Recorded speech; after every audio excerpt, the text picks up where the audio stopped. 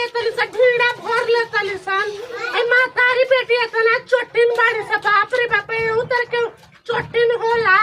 अरे काहे लिया चुराइला अपने के तोरा आलू चोरावला तू खुद चोरा चोरा खालू दूसरे कहत आलू हमारा लिया के चोरावला हमर चीनियो चोरा ले बड़ा सतन के तू खुद चोरावे दूसरे कहत आलू दूसरे के नहीं कहल जाला ठीक बाटे के चुप रह तो से नहीं बतियम ते है तू चुप बाड़ी तोर माई से हमके फिर काहे हमारा लिया चोराइली संगे धनी नहीं तबे झटवा तो धई के उखाड़ ले हमर लंबा से चली जो काहे हमारा आलू चोरा लेली बैगन चोरा लेली टमाटर चोरा लेली ए तत्ते चोराबे ते बड़का चोटिन बाड़ी रे ये तो खुद मांग मांग खाली रे कौन है ये लोग? हम तो मांग के खाली तो चोरावा तड़ी हमार ते नहीं चोरौली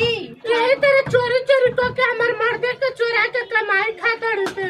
हमार मर्दे के चोक कमा के लाई तो अपने लगे धीरे से बोला के आ धीरे से खाई रख ले बस खाइबा से तो हमके चोटिन बड़ा से रे तो हमके 70 गो तो तेरा खाले बाड़ी तोर मर्दा के बोलावे जाता रे